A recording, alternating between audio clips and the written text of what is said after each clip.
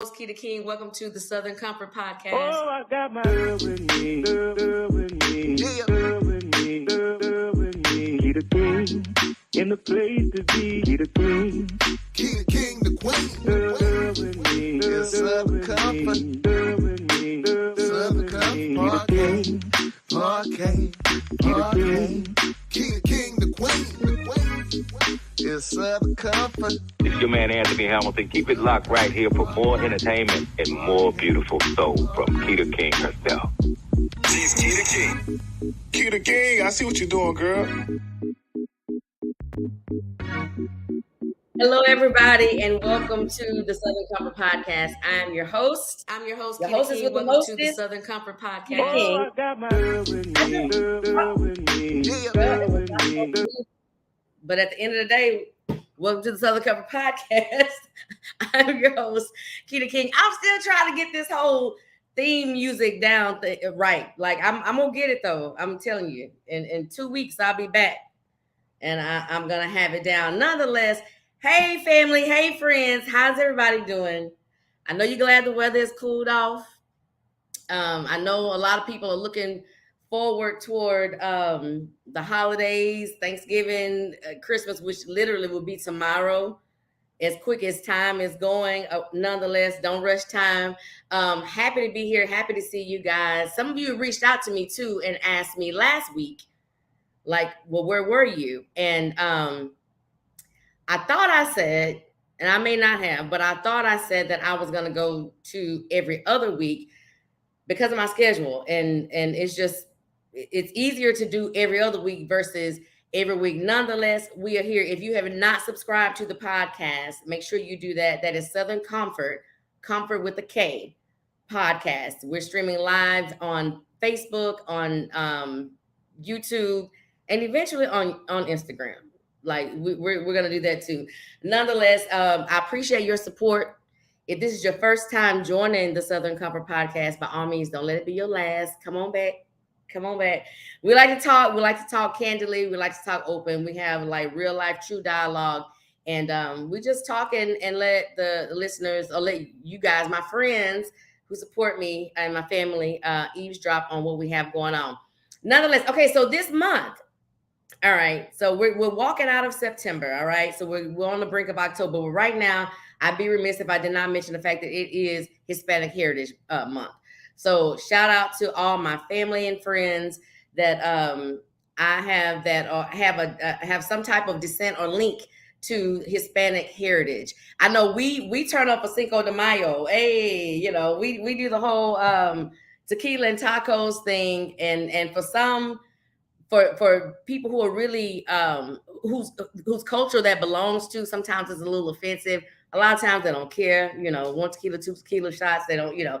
But at the end of the day, I never like to make light of anybody's heritage, their culture, their race, you know what I mean? Their ethnicity. So I want to definitely say a shout out to the Hispanic community, because this is the month that they actually celebrate some things that we may never, you know, we may not even understand or recognize. Kind of like Juneteenth is, you know what I'm saying? Like with other cultures, they probably really maybe don't get it, but at the end of the day, we know.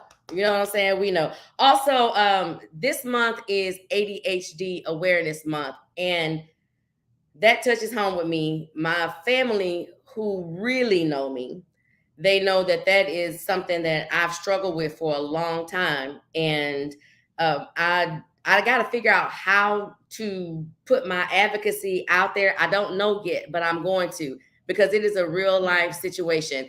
And a lot of people think that ADHD, meaning attention deficit, hyperactive disorder, is physical, and you're just all over the place. Well, it looks like that too. It looks like that, but sometimes it's mentally. And mine is mentally, and always has been. I've never been like a hyperactive kid. I don't think, just all over the place or whatever. I knew how to sit down. What I didn't know how to do is hush. I didn't know how to do that.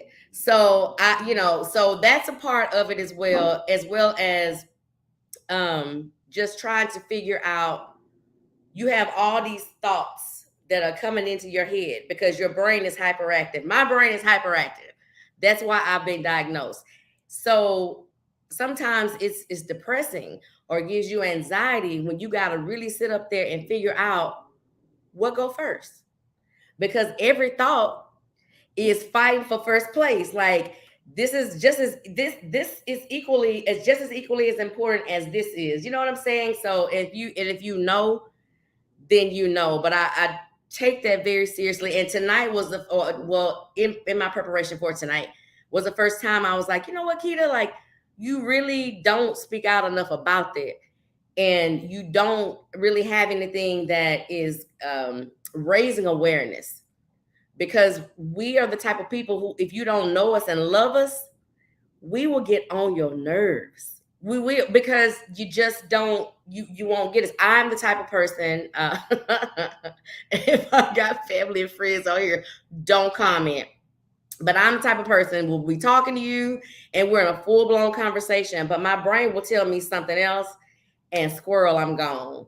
I'm gone.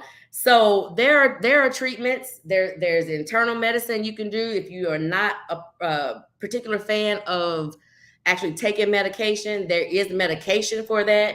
You have controlled substances. You have some that are not controlled substances. Nonetheless, whichever you choose, that is a real thing, and not just in kids, not just in adolescents, not just in early adulthood, not just in the white community or people who don't look like us. It's a real thing, and I am living proof of that. And when you know better, you put things in place so you can do better. I went undiagnosed for a long time. I used to write on the wrong side of the paper.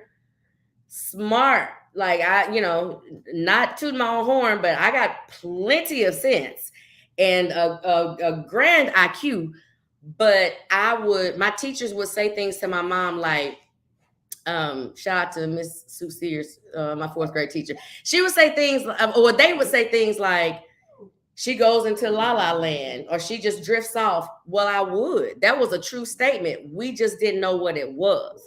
We didn't know what the case is. So you go from elementary school to gets middle school and high school, then you get to college, and you're like, it's so much information, and you're unable to really obtain it and absorb it. Then you realize, like, well, I didn't realize something was wrong. I just thought I'm not smart. I can't be smart, because this is crazy. But if you can, parents, if you can, diagnose it as early as you can, because it is a real life thing. And there are a lot of things I'm just like, oh yeah, a whooping to fix that. No, not necessarily. And when and especially if you deal with it and you deal with it on a regular.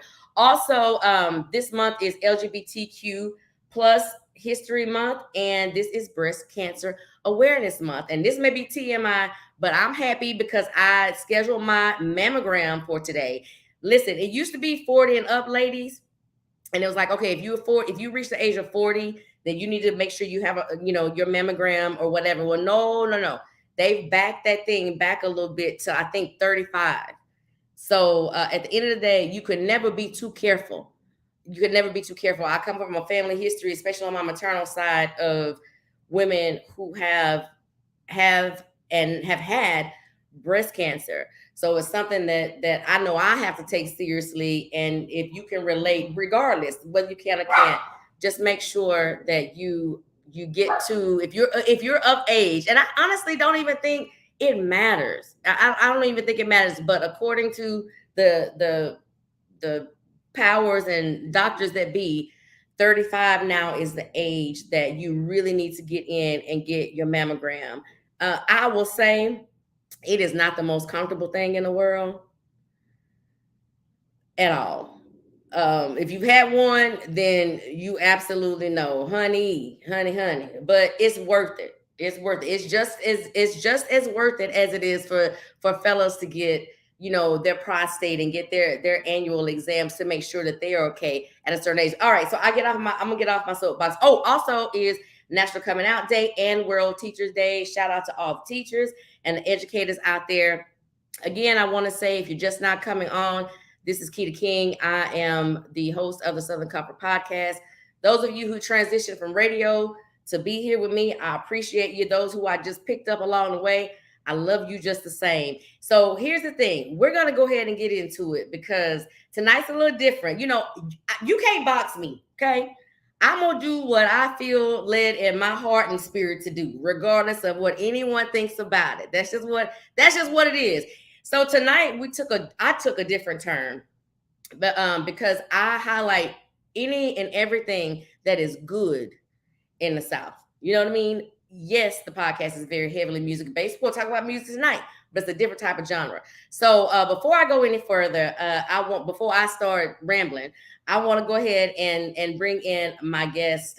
His name is Daniel Adkins. He is a singer-songwriter, gospel singer-songwriter. How are you? Yeah, I'm well. How are you? I am doing great. Good.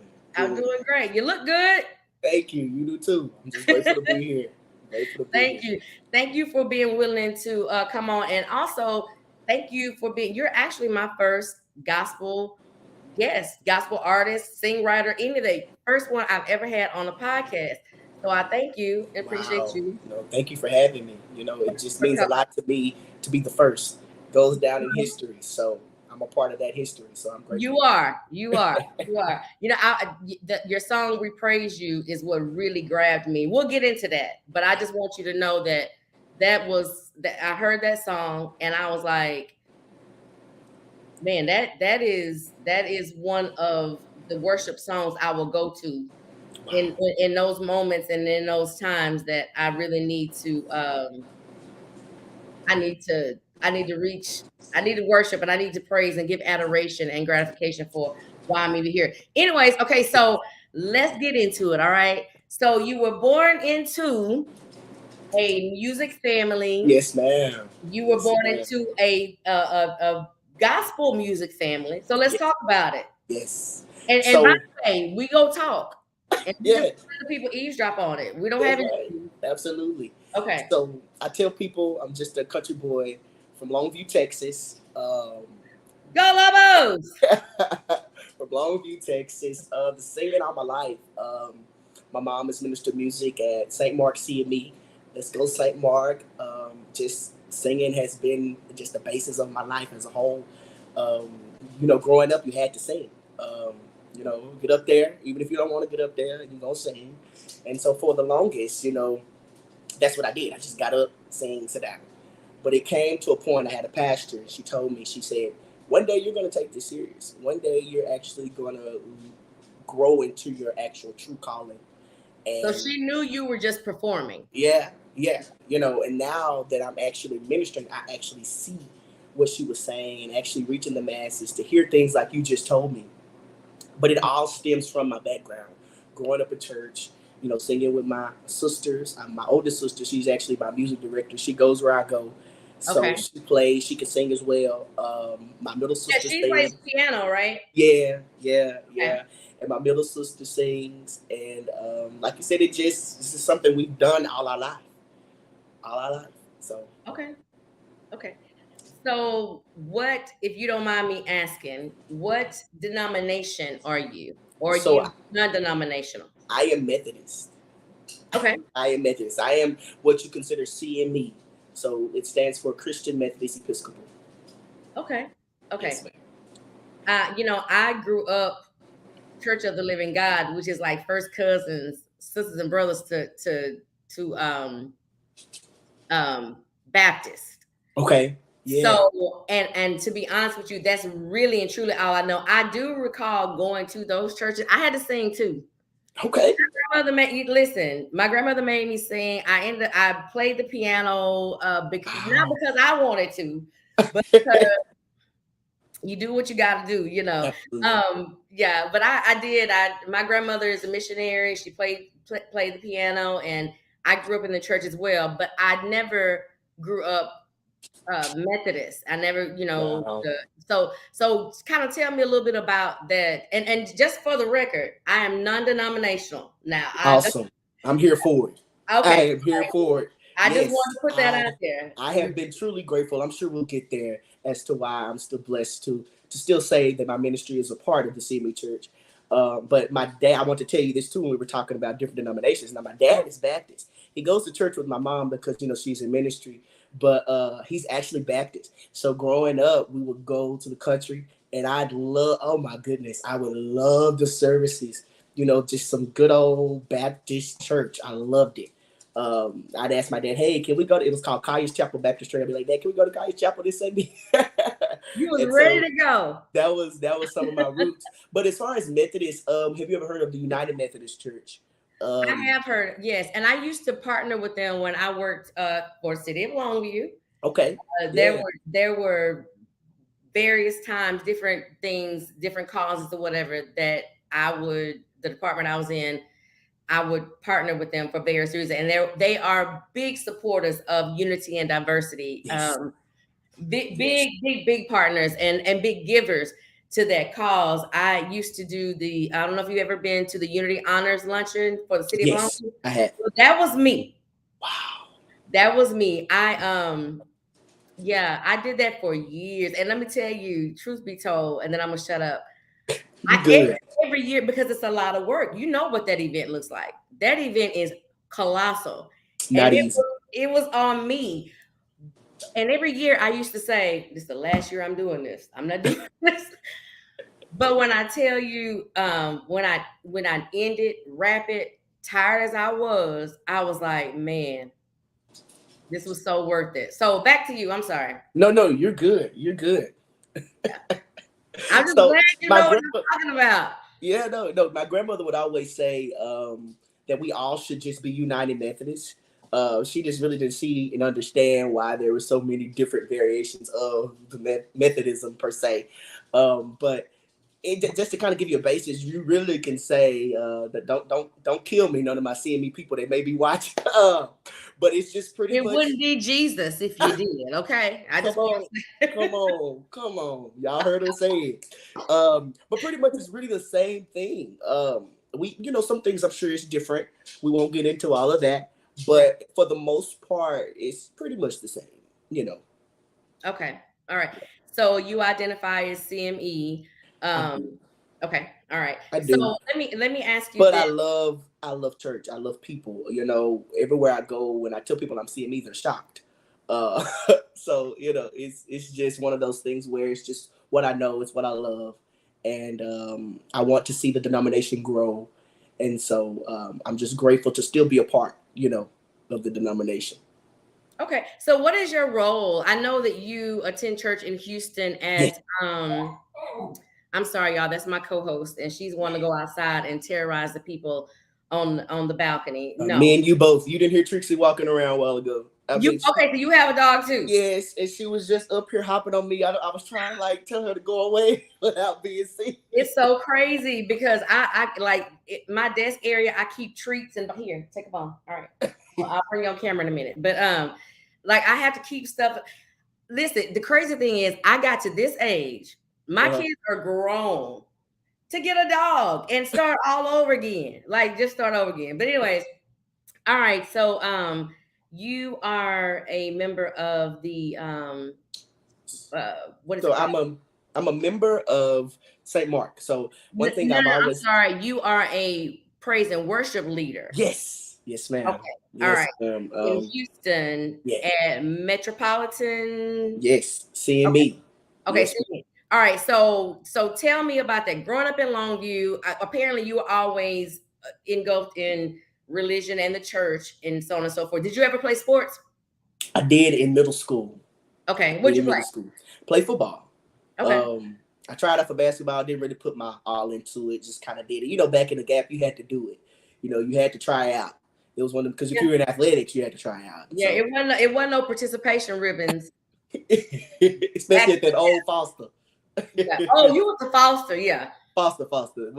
I met one of my other teachers not too long ago when I was in Longview visiting, and she was like, "Now that's the Foster. That's the real deal Foster. The old Foster." Yeah.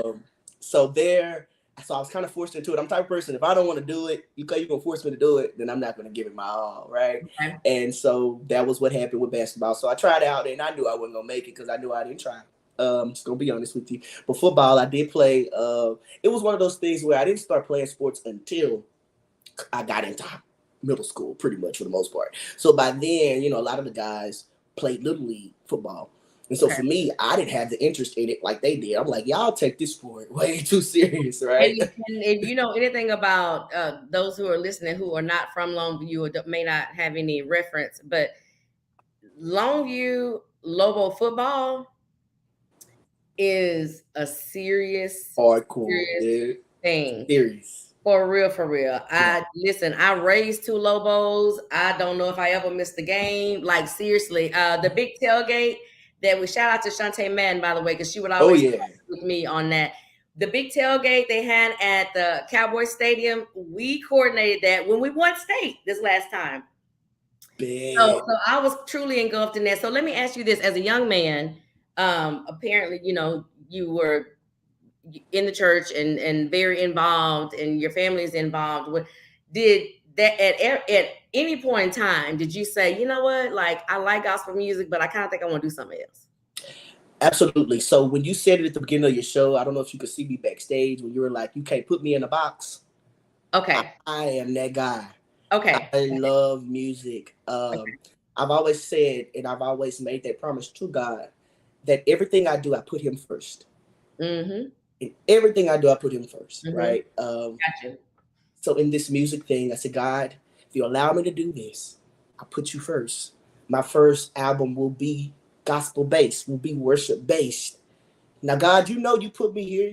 I'm Daniel Adkins. You put me here to be Daniel Adkins. I'm like you, Sister Keeta. I'm not going to be in a box. And if you're going to put me in a box, you might as well stop following me. You may as well stop following me because I'm not the one. Because you may get some R&B for me, neo soul. Am I going to be disrespectful? Am I going to say cruel words? No. But again, you never know what you might get as far as music. It's just music. It's good for the soul. So if it's good for the soul, does it really matter which genre? Mm-mm. So that's my take on that. I'm really pleased to hear you say that, because when you said, that's why you can't judge a book by its cover or its its second or third page or preface, because I would have thought that I wouldn't have thought you would have said that. I put it that way. Wow. No, I wouldn't have thought you would have said, but I come to this podcast with an open, mind, because that's just me. And so I'm glad to hear you say that you are open to various things, because one of the things that a lot of times keep people who are very gifted away from their gift at the end of the day is thinking that it has to be used in a choir stand or on a pulpit, and that is not the Thank you. Yes. That just really shrinks God to like this big. Because there we go. Yes. Yeah, because it's like, are you serious? You mean the God or spirit, whatever you want to however you want to call it, you mean to tell me this major big old God that's got a whole heaven plan, and hell if I guess I don't get right, depending on what your beliefs are. Depending on what your beliefs are, you mean to tell me that this God is that narrow?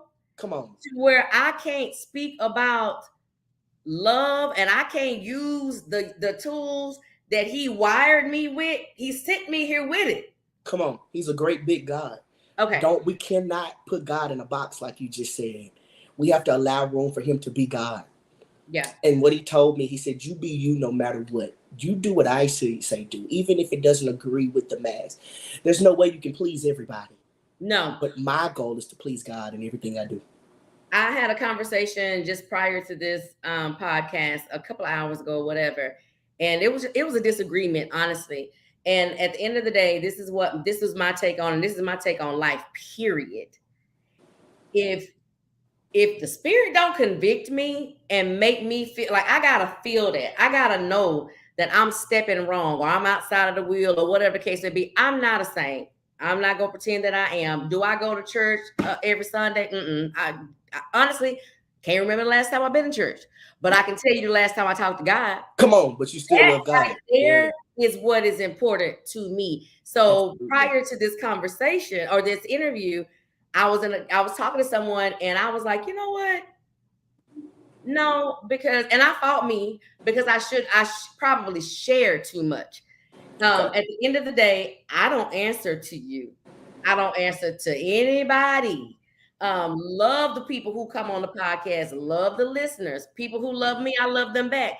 But at the end of the day, I don't answer to you. That's right. That's right.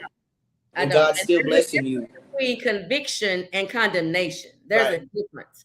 Absolutely. And until I feel a conviction, I feel like the GPS system is telling me to keep driving forward. Absolutely. Absolutely. As it should. As it should. As it should. No, you go ahead. I was gonna say your I know what I'm relationship gonna with ask you. God is just your relationship with God. It's not up to other people to try to what is the word I'm looking for? Trying to run, I guess, and so to speak, trying to run your relationship with God. It's all about you. It's a personal, faith-based journey between you and the Master. It is absolutely. So, with you having that type of wisdom and knowledge at a very young age, how did you deal with with girls and dating and just your social environment and peers? How did that affect you?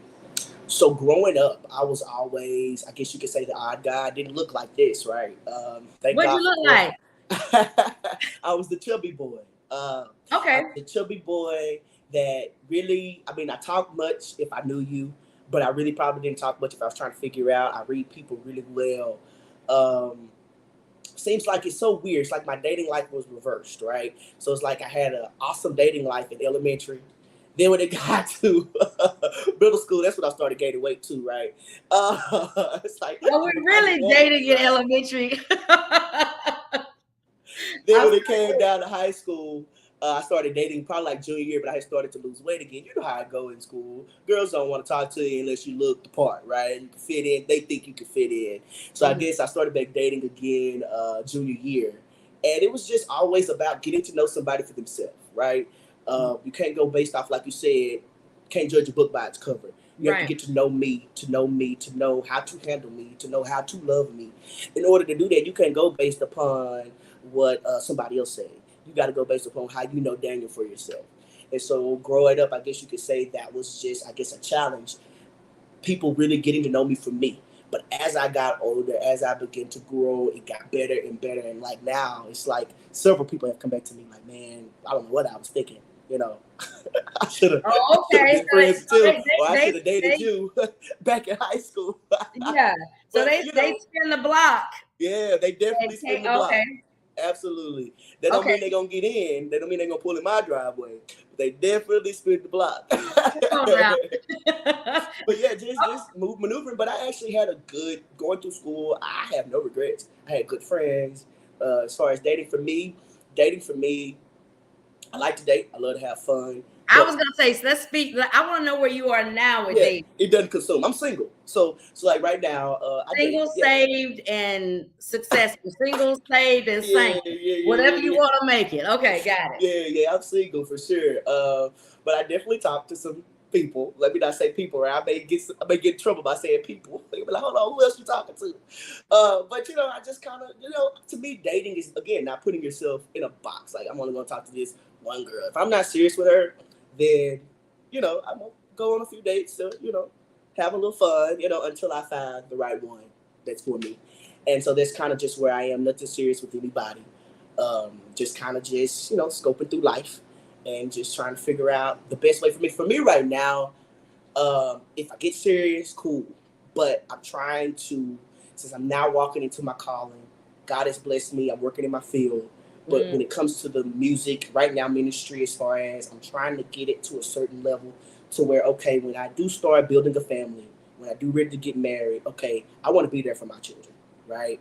And so I don't want to be so consumed in entertainment to where trying to build my name and I can't be there for my kids. So I've asked God, and he said he grant you the desires of your heart. Just allow me to build my career, build my ministry and my music career to where you want me to be before I go start a family, start having children, and etc. But yeah. I commend you. If you don't mind, how old are you? I'm 25. I commend you for being as young as you are and being very wise and having kind of like a blueprint or a roadmap as to where you want to go. Yeah. In regard to, or at least nothing ever happens as we planned it. Okay. Right. So if you just pop up with a kid, we're not gonna say you're not saved. Okay. We just Thank you. we're not gonna say you're not saved. But I'm just saying, like, at the end of the day, like the fact that you at least give thought. Yeah. And you're trying to do, because 25. Actually, I had my son at 25. Okay. I was a little, yeah, but look, girl, I was, I went, like I said, I was always at church, and then Yeah. It is what it is. But at the end of the day, I can't say that I would have, had I not had my son, and had I been single, I can't say that I would have had this same conversation with you that you're having with me right now. Right. Yeah, for sure. So when I asked you earlier, like, were there ever any genres that you consider? What were the genres that you thought like, I'm feeling that type thing? Ooh, so I've always liked old school. Just Ain't right. I'm listening. Yeah, no, you good. I've always liked old school R&B, just old school music flair, right? My mom, like I said, with her, even though she's minister of music, we listen to all types of music, and like I said, I just like music. It's just, I just don't know how else to put it. I guess, like I told you earlier, I knew I would start out with gospel. And what does that mean, right? You start out with gospel, then you're a gospel artist in people's eyes. So I guess that, in a sense, since, all I know is church, in a sense of that, right? I love gospel. That's my favorite. But again, music, just the totality of every genre. Now, I'm not a fan. A lot of times, if the song has too much, I guess you could say bad words and like explicit words. I hope I said that right. Too much cussing. Yeah. Too much talk free. And it has no substance. You miss me. I got you. Okay. But I can go with a few words. You know what I'm saying? We human. Like, I don't want to hear no cuss word. But I will say, like I said, if it doesn't have any substance, you're gonna miss me with it. The thing I've learned, having done the podcast and just interviewed people who come on, the majority of the guest artists that come on the show, they are Southern soul singers. Okay. I don't think, have I had anybody? Pretty much just because of the radio part and then the connections, it just kind of morphed into what it morphed into. But I will say 99.5% of the people that I have brought onto the show, that is their root. Okay. It's in gospel. Yeah. Wow. It's in gospel. Wow. Yeah. That's powerful. Seriously, like, and they will tell you one day when you get a chance, go to the YouTube Southern Comfort Podcast. Go back all the way. I think my first interview was Jeter, but go back to Jeter, Sir Charles Jones, Calvin Richardson. Go back to all of them. I think I was probably the latter part of this year before I actually interviewed somebody and asked them where they get their musical roots, and they didn't get it from gospel. So it was very shocking. So I'm gonna go ahead and say 99.9% of the artists that are doing what they're doing in a secular world, they can tell you. Do you know who Marcellus the singer is? Never heard of the name. Okay. Well, anyways, he comes to mind because he was a choir director, because his mom was like over the choir. And I mean, he sings, Southern soul. But at the end of the day, what amazes me and what I love is that if you come from that foundation, you can still hear it in their music. You can still hear it in their music. Now, we don't get me wrong. I'm not saying they ain't talking about some sex. I'm not saying that. I'm talking about, like, when you hear something that's rooted in something deeper. You know what I'm saying? Absolutely. When you hear that, and I hear that in the people's music that I have that I've had on the podcast. Yeah, for sure. Like, yeah, that's awesome. I think that, and if you look at how it works, right? You got some people from the hip hop genre or those other genres that go back and they pick back up gospel. Oh Right? yeah. You know, and it's so crazy. And there, you know, some people have a lot to say about it, but I'm just like, what's wrong with that? A lot of them, that's their roots anyway, like you just said. So what's wrong with them going back to their roots? It's like it was okay when Aretha Franklin did it. Now if somebody else does it now, it's It was problem. okay when You know, what's his name? Not Andre Crouch. What's his name that went back and Love and Happiness? What's his name? You know what I'm talking about? Yeah. I know who you're talking about. Is that Al Green? Is that Al Green? Gosh. Wait. My Y'all, mama I would know kill y'all me know right who now. I'm talking Mama, about. if Go you ahead on and here, drop put it in the comments. Who's seen this song? Al Green. Al Green. That's what I'm Al Al Green. Yeah. Okay. Listen, you couldn't get more saved and sanctified and sexual than Al Green. You just could. Come on, Jay Good. Thank you, Jay Good. You could. No, for real. And let me You tell you, while we talking about just music, your theme song is dope. You had Thank me grooving over here. Like, I'm like, you. man.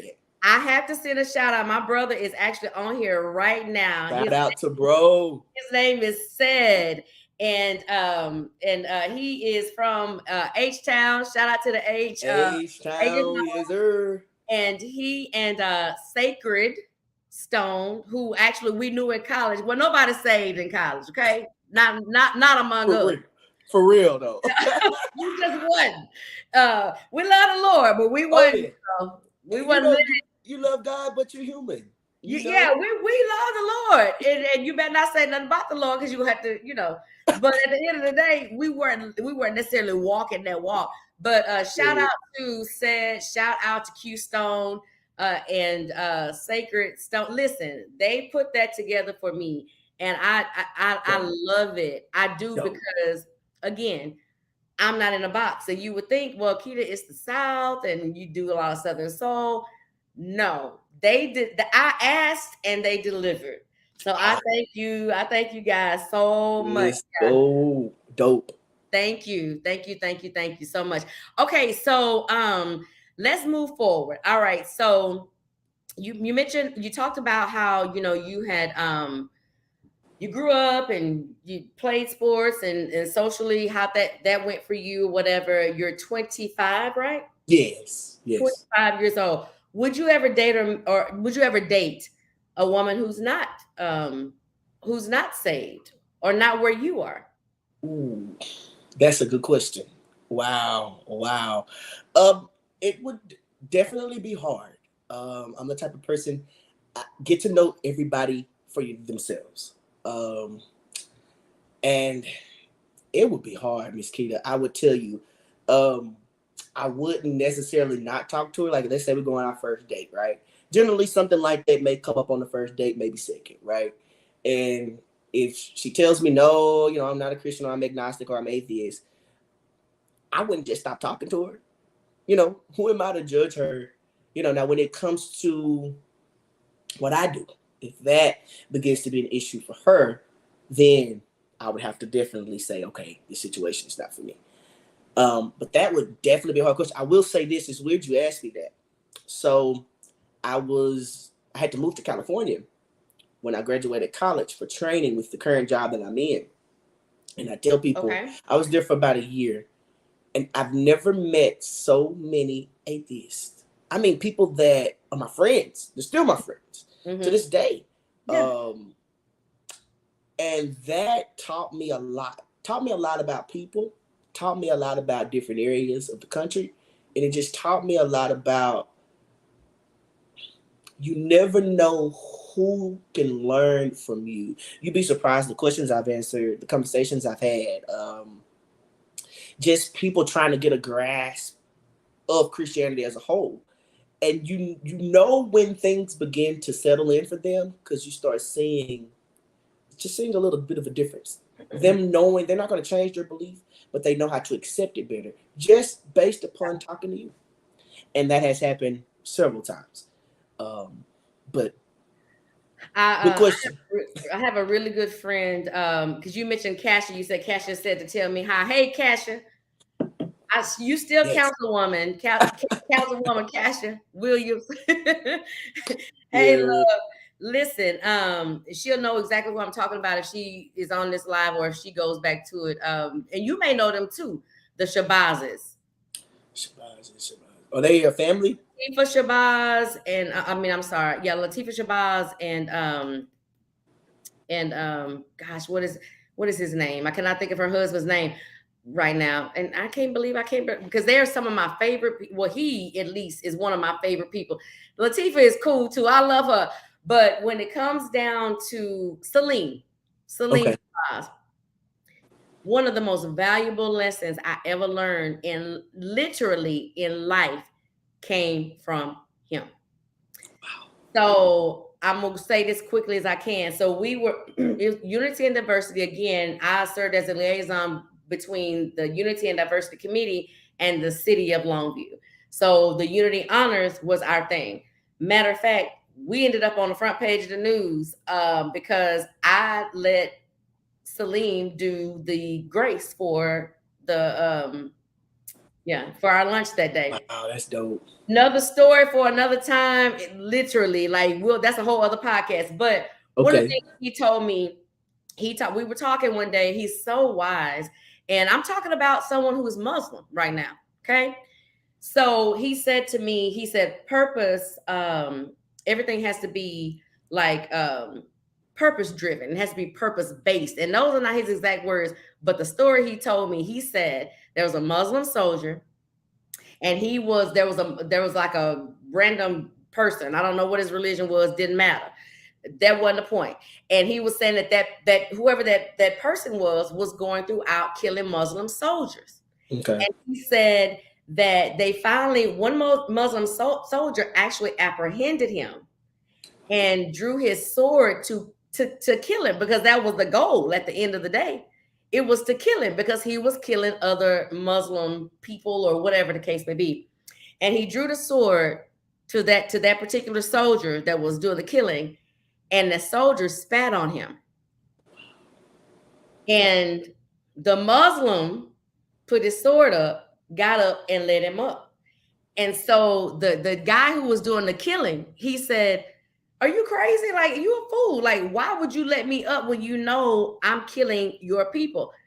This is the piece right here. The Muslim soldier told him, "Had I went ahead and killed you when you were down, I'd have killed you in the name of Allah. Yeah. But when you spit on me, you pissed me off. So now I'm killing you on my own accord." And I say that to say this. Purity and purpose is everything. I don't care what your religion is. It doesn't matter. Like, well, I mean, it matters to me. It does. But at the end of the day, you can learn something from everybody. And that was one of the things that I took from Celine Shabazz. And I'll take that to my son loves to sit. He used to love to sit under Celine and just let him talk, because he would spit out so much wisdom, because that is a very disciplined religion. Yeah. Very, very much so. And so basically he was like, purification of purpose. Purification of purpose. Why are you doing this? What is your motive? If it ain't pure, it ain't right. That's right. That's right. That's right. Absolutely. It's all about where your heart is. Right. You know, is your heart pure? You know, so sometimes it's kind of like all stems from somewhere, you know. Yeah. Your heart isn't pure, nothing else will be. My step grandfather, well, I don't want to call him my step grandfather, God rest his soul. My grandfather, he died atheist. He never pushed that off on any of us, on us, and we never pushed off, Christianity or whatever on him. I will say this: I have met some of the meanest people who fall under the umbrella of Christianity. Mm-hmm. or religion, and then walk, and so I don't want to sit here and be a hypocrite and pretend. I'm not going to sit here and pretend that I'm a churchgoer, because I'm not. I'm absolutely not. One thing that I feel like I have dodged, and I feel like my family has dodged, is church hurt. Because I've witnessed it on the outside looking in. I never want to witness that for me or anybody that I genuinely love, because that's some pain. That's some deeply rooted pain. I never want to experience that. So Yeah, have you experienced that or been a third party in that? absolutely. Church hurt is real. We wonder what's wrong with the church. We have people who are church hurt. It's up to us as Christians and as believers, because let me tell you, whether you believe it or not, it's in every church. The mega churches, you don't see it because you just going to church going home. But it's all about your faith journey. In everything we do and in everything that happens in our lives that we think is negative, God is watching how we react. God is watching how much does this person really believe me? How strong is their faith?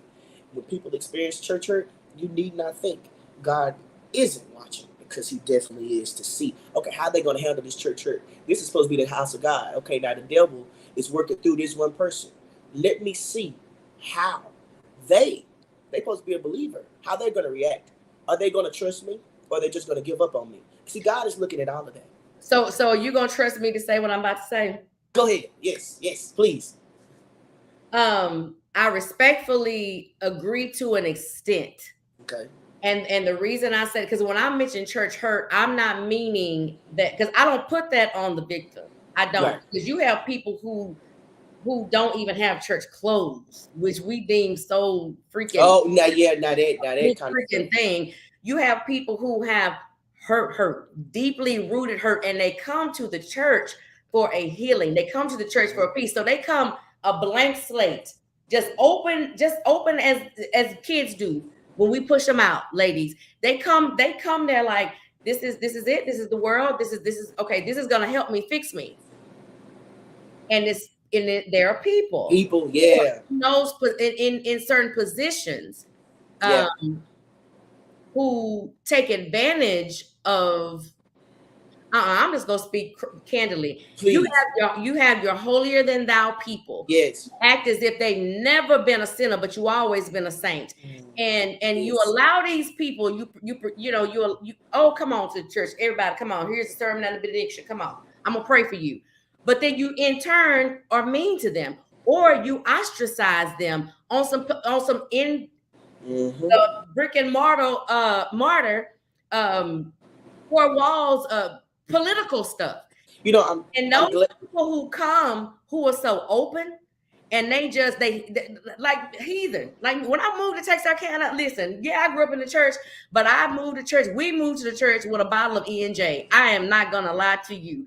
And but that move ended up changing my life, and that's who you see today, even though I may not look like it. Oh But no, the root of that came from Christ Nations Church. Shout out to Pastor Petrie, Aaron Petrie, Christ Nations Church, because that's where they came from.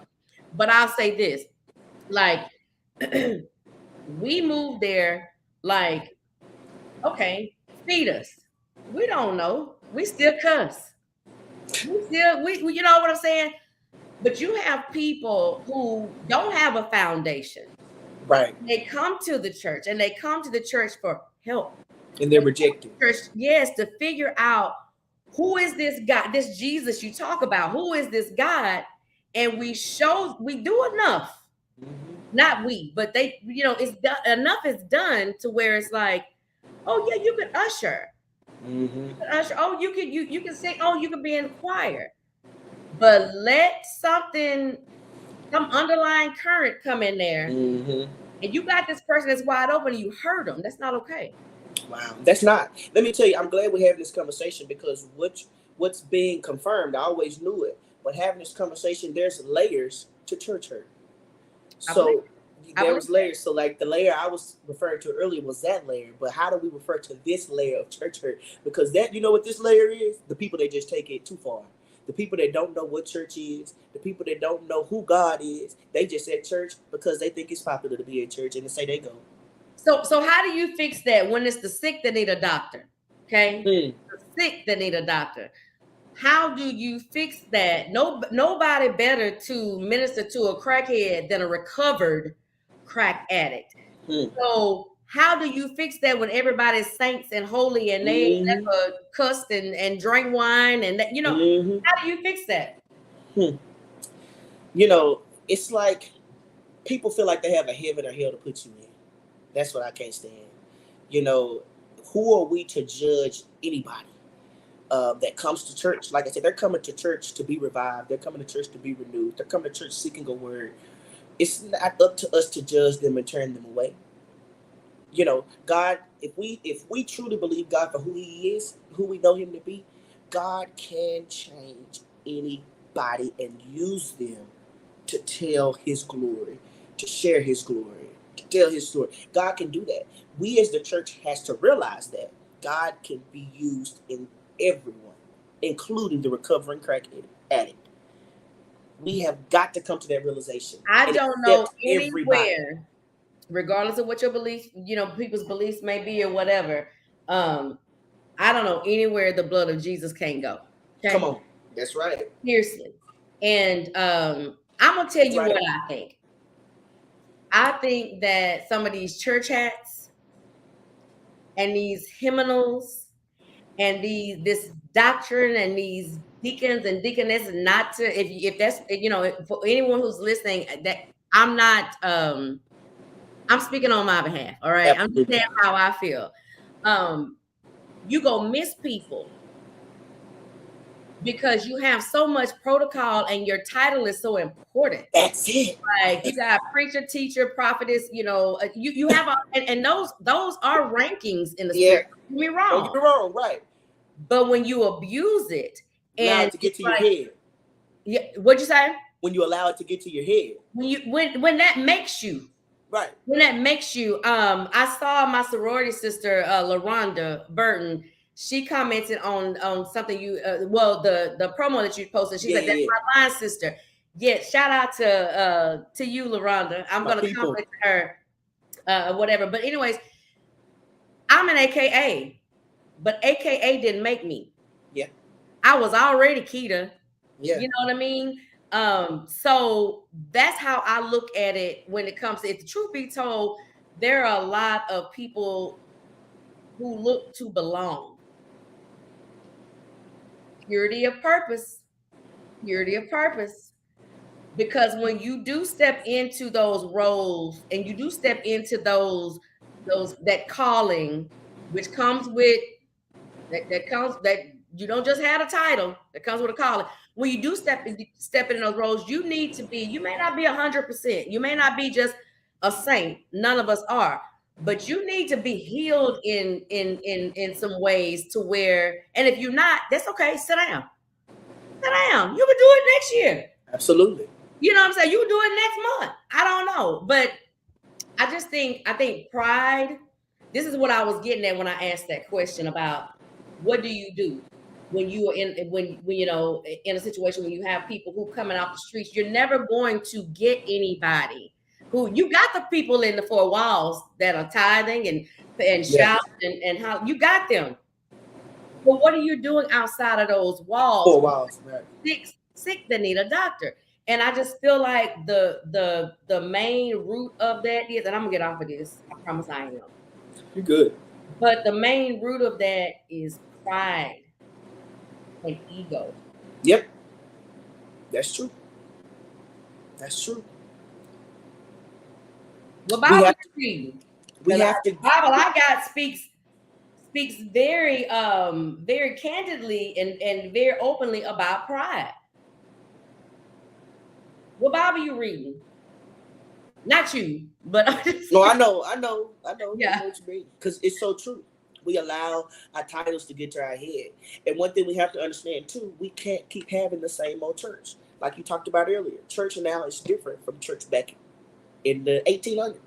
We have to get out of our boxes in Christianity, in religion, in these churches, and learn why are we at church? We are at church to save souls. It don't matter who it is. Think about it. I tell people this sometimes. What would this world be like if everybody was perfect? Boring. Right? God did not put us here to be perfect. If he put us here to be perfect, he wouldn't have had to die on the cross for our sins. So I tell people all the time, we, like you said, we have got to stop judging people in the church. You are supposed to come as you are and leave revived, leave renewed, leave restored. Not leaving like, oh, I hate the church because I can't stand them church people because somebody said the wrong thing or because you wasn't well received. I parked in somebody's parking space one Sunday, and I was just like, you know what? I can do you one better.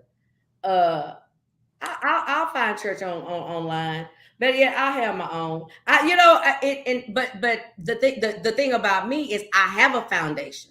Right. So that didn't, that kept me from being like, I ain't got to fool with y'all. I don't even like y'all like that. I don't like people. Like I love people. So it's like for me, that's okay. But think about we used to do this thing every Thanksgiving. For some years, we would pack up our Thanksgiving food that we weren't eating or whatever. We put it in a to-go box, get some cases of water, and we head to the streets. Okay, my family and I. And we would feed prostitutes. I don't think we fed no pimps, but I don't know. We fed whoever was on 80. You familiar with that strip? We from the east to the west, we fed them. It did not matter. There were some people who wouldn't even stop because they were like, "What are you doing?" Because they don't get it. Used to people being good to them, right? Without expecting anything in return. That is what the church should be. I don't care that you about to go to the whatever the hotel is and sell your body. I'm gonna show you some love. If you don't see no love today, I want you to know that Jesus loves you, and so do I.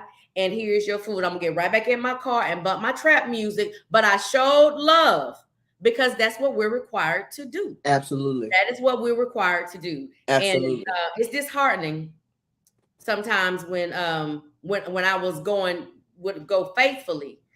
And I would see somebody and their pants was probably too tight or their dress was too short. Who cares? And then all of a sudden, you don't see them no more. Guarantee somebody said something because that has happened. You be like, or looked.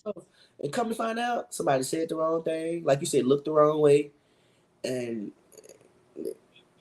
said, we got to do better at the church. We really do with the church. Now, one thing I have realized, I will say this, me and my aunt talk about this all the time. You always can't go by people's facial expressions. And let me tell you why I say that. I minister at a church where I definitely cannot go based upon the facial expressions of those people in that audience. Let me tell you why I say that. I'll never forget one Sunday after church, a particular lady came to me. And I would have thought this particular lady hated my guts the way she looks at me when I'm up there ministering. Like I would have thought she thought I couldn't sing. I would have thought she just thought I was just, I don't know what I would have thought other than this woman hates me. And one Sunday, mind you, I've been at this church a long time. She told me, she said, you don't know how much you blessed me on Sunday morning. I looked at her like, wow. And all I could say was, wow, God bless you. That's going to be my answer normally because it's all God. It's not me. It's him. Right. He allowed me to do this. So it's all God. But I'm like, I'm not going to lie. I had to go talk to my aunt. I'm like, I didn't talk to you because I thought she hated me. I like, this lady looking at me crazy. So that taught me something right there. You can't go based upon facial expression all the time. But as Christians and as believers in the church, you should be mindful of your facial expressions, especially if you want your church to grow. Because like we said a while ago, one person may look at your face and not come back no more. They don't know what's on your mind, but they may not come back no more because they think you're looking at them funny. You know. And I have to say this. Discernment. Yeah. Is key. And I'm not talking about the people who, I'm not talking about the people who are coming into the church. I'm talking about the people who are already there. Right. If you really are aside from your hat, aside from your whatever you got going on, I don't care. Whatever it is, you should be able to discern when you should be able to discern when somebody's hurting. Yeah. You should be able to discern when somebody's pulling on you. Somebody like I don't know her from a can of paint. I don't know, but my son, hey baby, if he happens to come on here, I drive him crazy because I'll be all at the Waffle House with it. I'm not a preacher by any stretch of imagination, no evangelist, no missionary, none of that. I'm who I am, and I don't have to have a title to do what I do. Absolutely. And if I get the unction to say something to somebody, I'm gonna do it. Churches, wherever you make it. It is exactly. And so we've been out to eat before. I think my mom is on here. She she can testify to this too. Like someone hit me and I'm like, what do you do? Well, what would you like to do? Because this ain't you. So what would you like? Like, what would you wake up in the morning and just wake up and skip to do without any pay? It's those type of life conversations. We ain't got to preach nobody to heaven and hell no more. Why are we, you know what I'm saying? Like, it's those type of things. But to go back to discernment, it's like, you spend too much time in this brick and mortar. You spend too much time within these four walls and on this pew for you not to just have a longing and a hunger. The harvest is plentiful. The harvest is plentiful. Yes. But the laborers are few. My God. And it's like you spend too much time here to not discern that this girl is hurt. You ain't gotta know her business. This girl is hurt. Go over there to her. Don't, you know what I'm saying? If you just, and there are some people just have a resting bitch face. They just do. That's it. That's it. Let's have a rest. My daughter, I love you, babe. She has a resting bitch face. If you don't know her, you'll be like, you know. I think I went to school with her. She was a little older than me, I think. Christian? Yeah. Yeah. Christian she was a twirler. Yeah. I went to school with her. Yeah, she just, that's just her or whatever. You have that. But that is exterior. That is very surface. I'm talking about something in your gut that just say, yeah, Keeta, this is odd. Yeah, your son's sitting here, your family, everybody around, and this girl don't know you from a can of paint. But I said, say it. Obedience is better than sacrifice. Say it. Talk to her. Never see her again. But as long as I planted a seed, come on. As long as I planted a seed, I trust enough to know that it will be watered. One thing I never want to happen for anybody, especially for me, I never want to get to heaven and, and then find out that somebody else didn't make it or somebody else never reached their potential because I was ugly or because I didn't speak when I knew, when in my gut, I knew I needed to say something. That won't be me. Wow. That won't be me. Now, if I don't make it, it won't be for that reason. Let me tell you, you're following the call of God. You're not afraid. That's what God desires. That's what he wants. So continue to walk in it. Continue to do it. No matter where you are.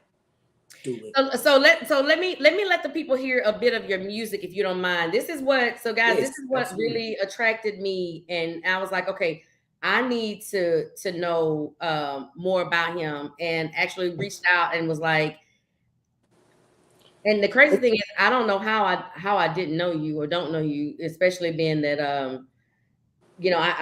raised kids there. I forgot where we were. Like I said, I didn't look nothing like I look now. I've actually heard you speak before. Have you? You had a yellow dress on. I think we were at Wiley College. I was with Top Teens. Oh yeah. You had short hair. Yeah. It was, oh my God. Okay, I remember it. Oh. No, I've always loved your spirit. I mean, I've always loved your spirit. How do you think we're Facebook friends? I know, because when I went to look you up, I was like, oh, we already friends. Yeah. Like, thank you. Listen, that means a lot to me. That really does. Yes. That really you're a well-spoken individual with just a great spirit. So when I found out you were in radio personnel back then, I was like, there was no shocker for me at all. And so when you reached out to me, I could tell you didn't remember me or really know the connection. I'm sorry. But I was like, wow, she reached out to me. And I think one of my, Vic Verma. Vic you big time if Keeta reached out to you. Yeah. I love it. That's another one of my friends. He's Hindi. Yeah. But it goes deeper than that. Vic, I hope you see this. I haven't seen you in a long time, but I'd love to. But I want you guys to hear what really grabbed me. And I'm going to play it right now after this ad is coming. It's coming. Is Vic still? I know he left for a minute and went to Wisconsin, I think. I think so. He keeps up with me on Facebook. I'm not sure. Vic, if you're watching, do you still live in Wisconsin or did you? No, he came back. Oh, he moved back to Long Beach? Yeah. Okay. Can you hear this? Yeah.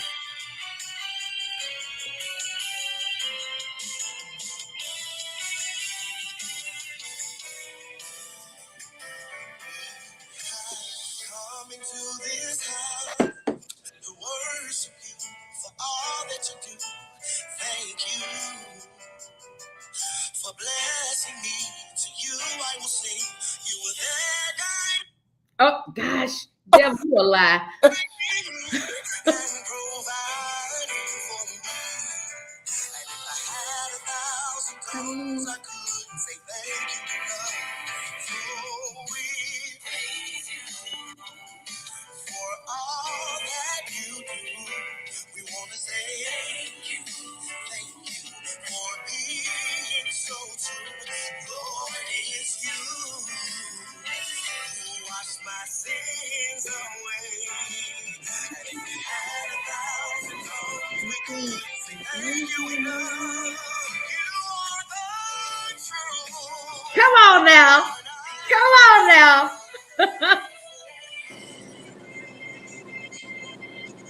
You really can't hear it that much. You may want to turn it. I can't hear it. There you go. Yes, sir. Do I need to rewind it? No. Oh, because I will.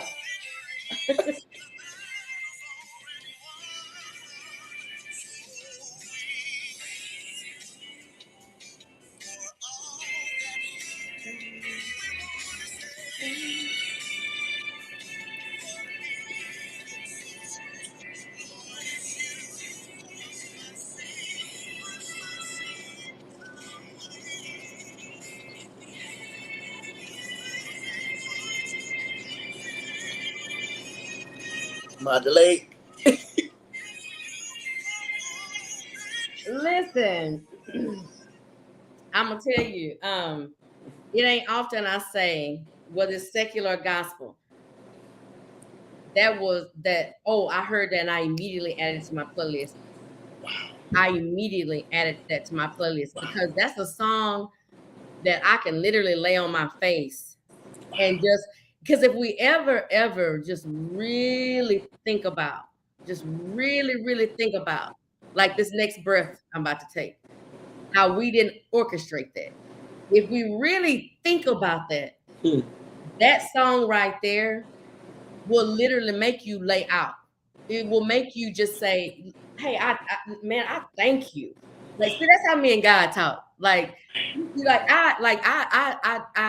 I adore you. Complete adoration, gratification. I thank you because I'm an actor on the stage, but you've allowed me to continue to be on the stage, and I thank you. And when I heard that song, without even really knowing, I knew you. I was like, who is that? Who is that? So I want you guys to go download. Thank you so much. Oh, absolutely. I want you guys to go download We Praise You. That's the name of it, right? Yeah, We Praise You. And because I'll give a name to something that ain't right. So. All platforms should be everywhere. No, I listen.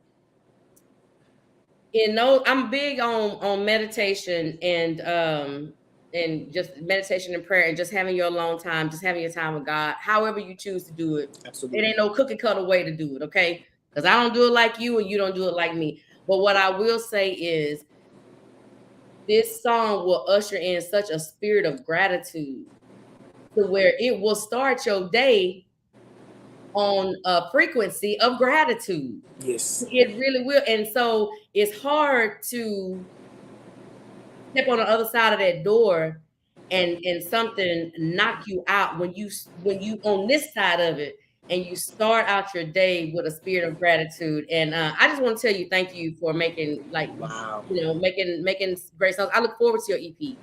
Yes. It's Daniel Adkins, guys. Daniel Adkins. Yes.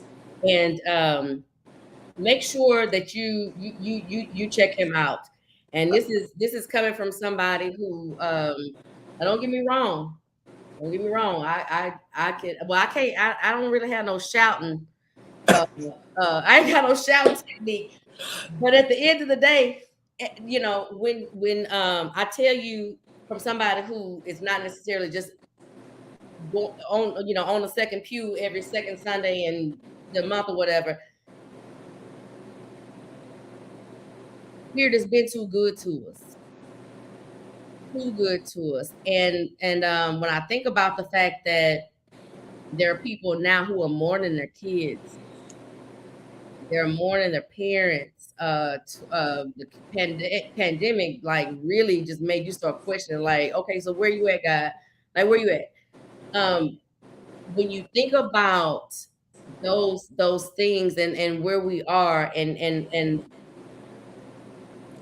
just the benefit of being a believer, and I'm just gonna say that I'm not gonna put no titles to it and say, you're Muslim or you're Christian or whatever. Right.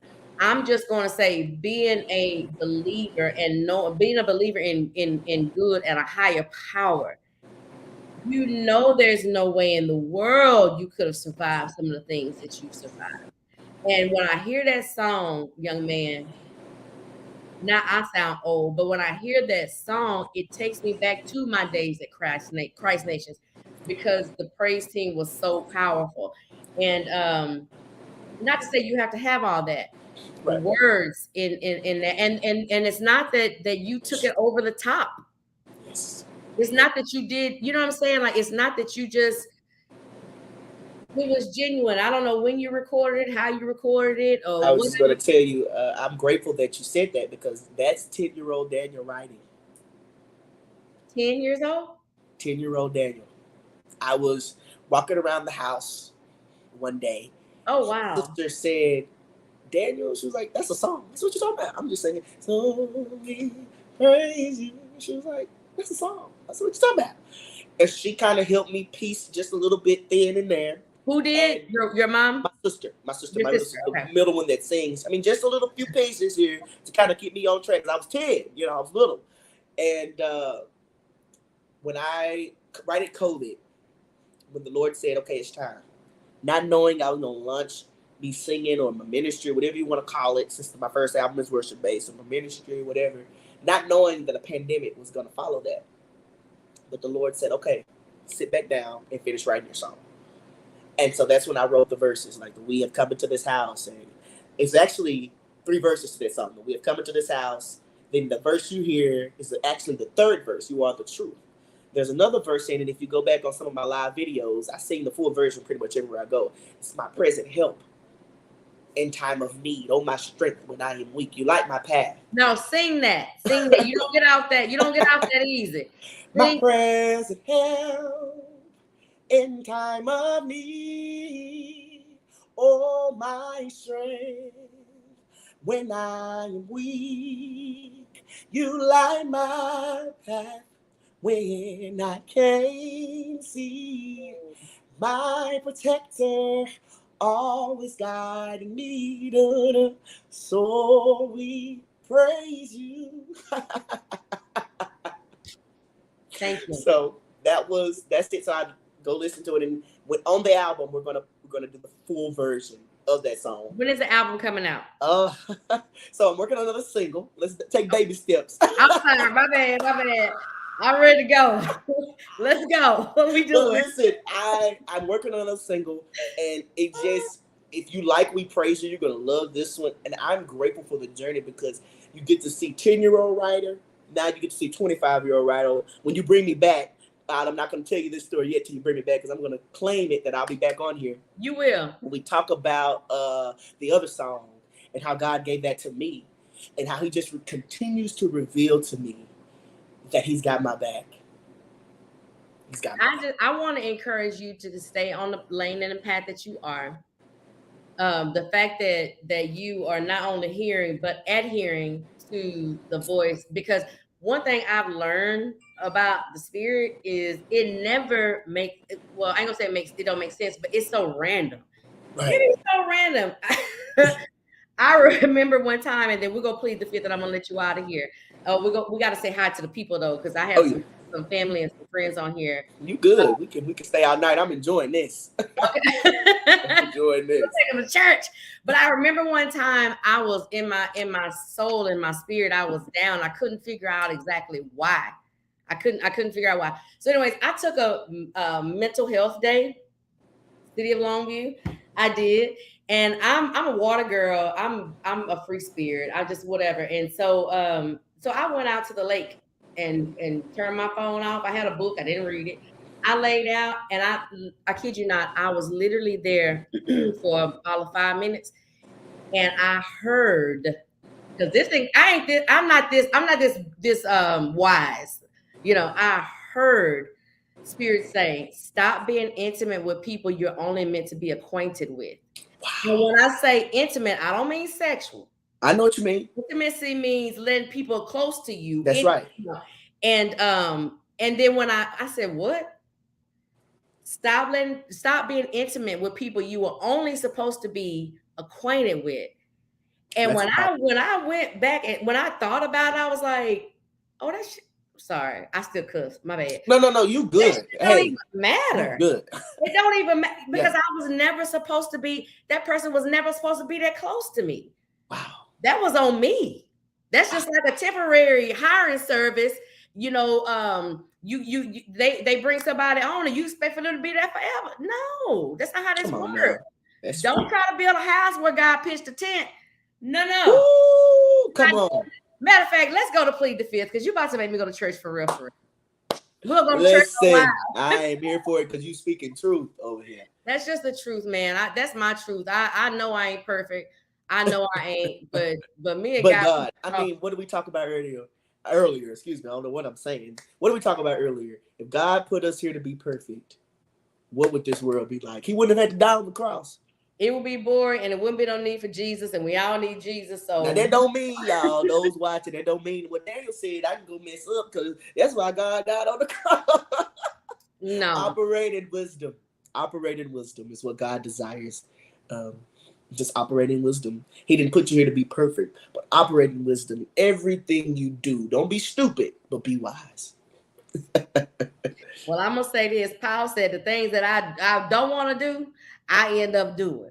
So you gotta listen. Okay, let's stop because I really like the crazy thing is I'm such a Bible person. I don't talk about it often, but like I have scripture written on me, but more than anything, I have scripture in my heart.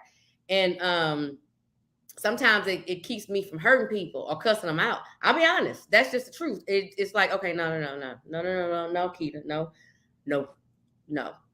This may be the only love they see. So do it from a genuine place. But as far as the word, I can honestly say my upbringing helped me, but more than anything, Christ Nations Church, Texarkana, when I lived there. I didn't do it. When I first moved to Texarkana, I did nothing. I raised kids, I cooked, I cleaned, I went to church. And you know what? It wasn't bad. It sounds boring as heck, but I was learning so much. Right. But I really dove into I just really dove into the word. I mean, and I was like, I wanted to learn. And I understand that a lot of people, I ain't gonna say a lot of people, but some people feel like Christianity, we brought that over from West. We got that when we got over from Western civilization. You know, there are a lot of Christians and Catholics that are across the pond too. I will say this. I try not to put titles too much at all. But if you are in tune with spirit, then and I'm talking about good spirit, not bad spirit. If you're in tune with the spirit, it doesn't really matter to me whether or not this was born on a plantation. I don't care because I don't put a lot of stock in any of that. I just know what's in me. You know what I'm saying? And when you know what's in you, that's what frees you up from all that unnecessary BS. Absolutely. Okay. All right. So here's plead the fifth. We'll get out of here. We got like 8 minutes. So all right. Oh, okay. Well, wow. We out of time already? Oh no, we're not out of time. We're good. Okay. I don't want to hold you long. But I do want to go to plead the fifth. Are you familiar with that part of the show? No, I'm not. Teach me. You should have did some homework before you came on here. Okay, so plead the fifth is this. I'm going to ask you 5 questions. At any given time, you can say, I plead the fifth, and I'm done. I won't ask you any more questions. Okay. How many questions you going to ask? 5. Okay. I plead the fifth. No, Do what? I plead the fifth. No, I'm just playing. No, So I'm gonna let that sizzle in your spirit real quick. We'll go to these comments. Okay. Because I want you to know who's here. Church. Not church, but church. Definitely. Thank you for being here, Pastor Sharon. Keeta over here. Yeah. I know, right? Thank you. Let's see. High side. Hey. Thank you for being a part of tonight. They're sharing again. Let's see. My mom said, I'm gonna add this to my playlist. Thank you. God bless you, Mama. Yeah. And I'm gonna tell you, if you wake up one day and you look around, it was a gentleman, a man the other day just killed himself. A friend of mine was in traffic and literally shot himself. It was morning time. That means he woke up with that on his mind. You know what I'm saying? So if you wake up or go to bed, whatever the case may be, there's no necessary time or whatever. That song reminds you of all the things you got to be grateful for. Okay, so I don't know what I said, Miss Drea, because I know it had to be me. Ain't no telling what I said. But shout out to her. Guys, tonight, actually, when we get off here, I'm going to share the highlights. Miss Drea, she is a Southern Soul singer. She was on weekend before last. So we're going every 2 weeks. And just a beautiful soul inside and out. And raised in the church, but her story is pretty much told a lot on those highlights. She's someone else you want to know. This is the name I haven't seen in forever. What's up, girl? I haven't seen her in forever. Like, hey, how's your mama? Tell her I said, hey, and Gabe. Was it Gabe? Yeah, Gabe. How's Gabe? Let's see. Miss Drea. The word. All right, Miss Drea. He said, preach, Joyce. He always called me Joyce Myers. You know what? Delete. No, I'm kidding. Thank you, Reggie. Blame it. Look, let's see. My mom said Al Green. Okay, so Sid was on here. Like, and if I miss you, the homie Gary. Hey, Gary. He was on here earlier. Sonia's on here. Hey, lady. Thank you so much for tuning in. Where Koya at? Tell her she missed tonight. All right, so let's go ahead and get into Plead the Fifth. All right, you ready? All right. Thank y'all so much for chiming in. I really appreciate it. Plead the Fifth. Plead the Fifth. Anything you don't want to answer, you don't have to answer. Okay. All right, here we go. Let's see. Question 1.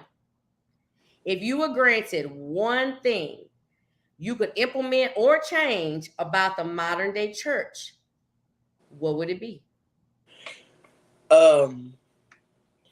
Cut out all of that unnecessary talking. Wait, I wasn't expecting you to say. I thought you was about to really go deep, and I was like, let me take a drink. But no, like. Let me tell you why I say that. Okay, I'm sorry. Go ahead. No, you good, because it's so important, because in church, you think about it, too much talking and not enough worshiping. People come to church for worship and word. Say them pastoral remarks, say them announcements at the church, and let people come to be fed spiritually. And if I could change one thing about the church, cut out all that talking. Cut out all that talking. I love it. Talking. I was not expecting that from you, but that is so, like, I got you. We ain't gotta look. Let's get to it. We ain't trying to be here to 3. Come on, let's go. Come on. Okay, so when you do listen to secular, this is question 2. When you listen to secular music, what artists are you listening to, and why? So I like a lot. I'm trying to think of one. I'm a fan. I like Boosie. So I like Boosie's music. Boosie? I like his style. Yeah, Boosie. INDEPEND. Stevie Wonder. I just said that too. No, I'm joking. Want to hear rap, Stevie Wonder, old school. Just, who don't like Fantasia, J Hood.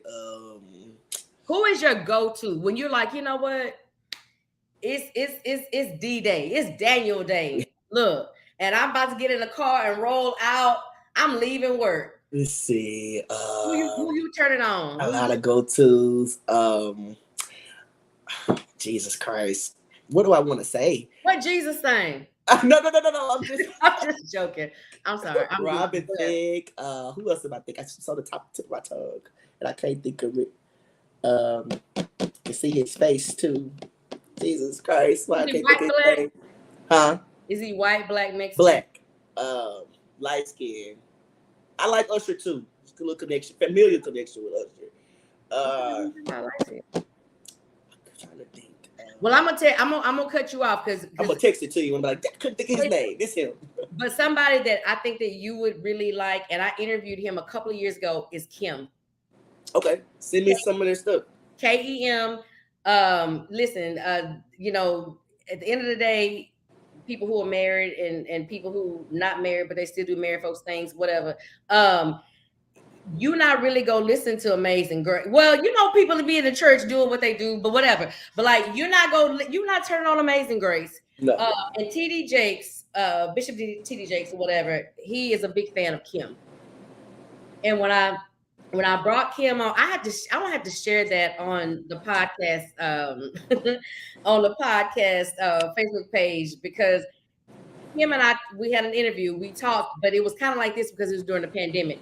And I was like, you know, what's the connection? And he was like, when people trying to, you know, love on their wives, significant other, whatever the case, they ain't trying to do that to guide me over thy great Jehovah. Come on, ain't no rhythm in that. To do that. Right. So Kim is somebody. I'll send you stuff. All right. So question number 3. All right. So we about to have some fun. All right, come on. I'm gonna play a song for you. Okay. It is going to be a theme song from a very popular show. Everybody know it, White, Black, and Indifferent. All right. Okay. And I'm gonna just play a snippet, enough of it for you to know, you know. And I want you to take that song, and I'm making this word up, churchalize it. Take it to church. All right. You make Yeah. Now you done heard we praise you. It ain't church. No, I'm playing. I love church. No, like yeah. And at the end of the day, once you hear it, if you're like, Keeta, I'm pleading the fifth because I'm not about to do this with you. I respect it. All right, so here we go. Now, if I sound bad, don't laugh. No. You're not gonna sound bad. It's not. It ain't nothing to make you sound bad. But hold on. I thought I had it queued, but I guess I didn't. Okay, here we are. No, you won't sound bad. And shout out to Keeta. I actually saw this on her Facebook page, and because she is Keeta Elmore. Do you know who she is? When you say Keeta, I'm like, which Keeta?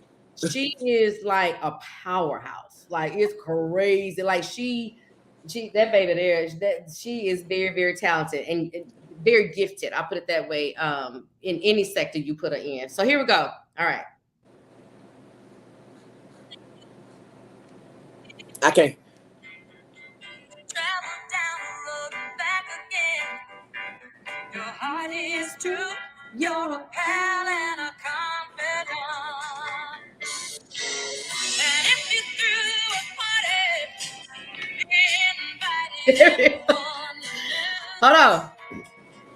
You would see the biggest gift and the card attached would say thank you for being a friend.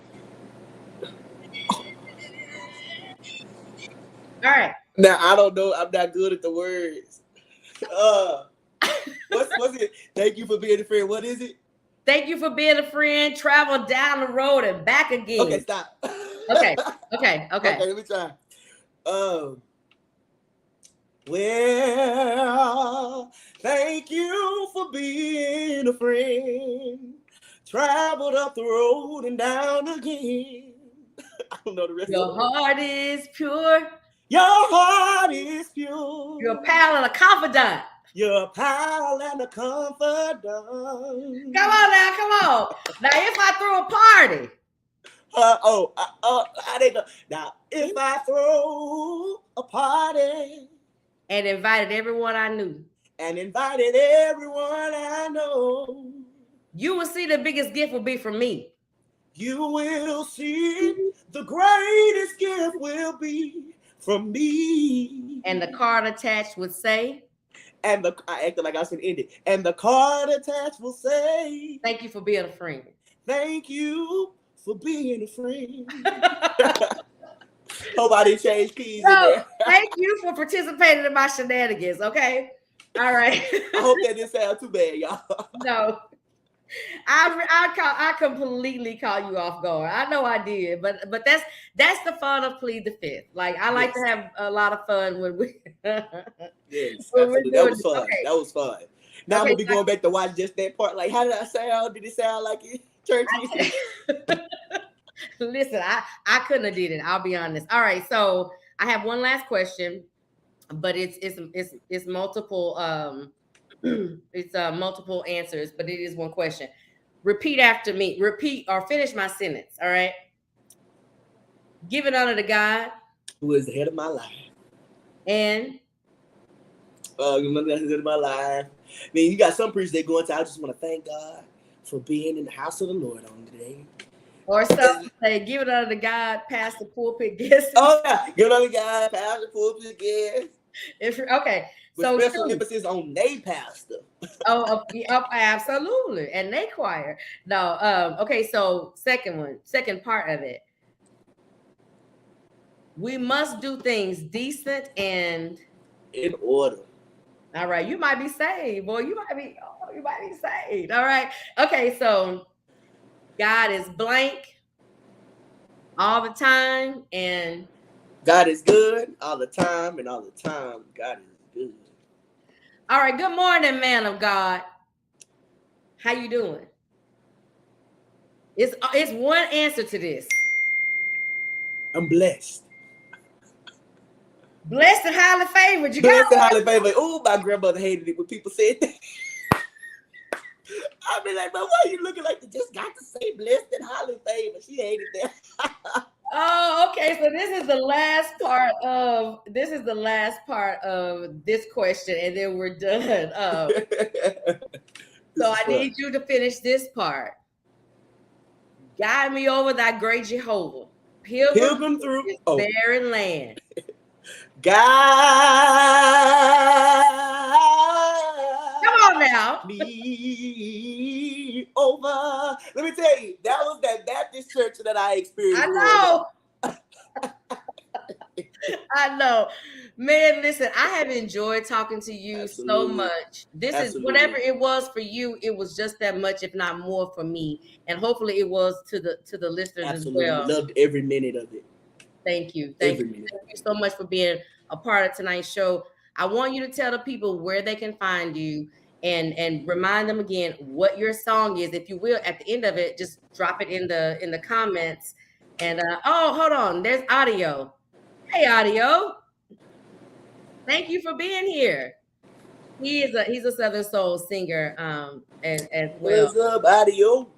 Audio, let's see. Okay. All right. So if you will, tell the people where they can find you, remind them again of your song and what you got, what we can look forward to from you. Absolutely. So my name is Daniel Adkins. That's Adkins. You can find me at Daniel Adkins Official on all social media platforms. That's TikTok, Instagram, Facebook. My single is entitled We Praise You. Be on the lookout. Oh, my bad. Let me not get ahead of myself. You can find We Praise You on all digital outlets, on YouTube, Spotify, Amazon Music. It's everywhere. And then be on the lookout for my new single. I know what it's going to be called. I'm wondering if I'm going to reveal that to y'all. Listen, everything ain't to be told. You hear me? The game is to be sold, not told. That's the ratchet in me coming out. But it'll be coming out soon, and I can't wait for you guys to hear it. Yeah. Wait, what was the last part? I'm sorry, I overtalked, I think. No, I'm working on a new single. Okay. All right. And I know one thing. You better let me know. That's what I do know. I got you. It has been great talking to you. I wish you nothing but the best and success. And I hope something that we talked about tonight really resonated with whomever was listening, because that's the only reason why we was on here tonight. Right. That's it. That's all. Absolutely. Well, you are absolutely handsome. Thank you. And yet you are. And when I talk to my daughter, I'm going to be like, do you remember Daniel? Like, you know. She gonna be like, hold on, mama, he did not look that good in school. Yeah. let me see what he talking about now. Well, listen, the glow up is real, because hell, maybe she didn't either. So it's fine. It is fine. She's always I been love you. She's Let me find always out you finna be my beautiful, mother-in-law. you know what I'm saying? The glow up is real. I was ugly in high school. Well, I wasn't ugly, but I wasn't just attractive. You know what I mean? You grow into those things. Yeah. Nonetheless, she'll remember you once she sees you. But I think of the world of what you have going on, and I like the fact that you are at least open.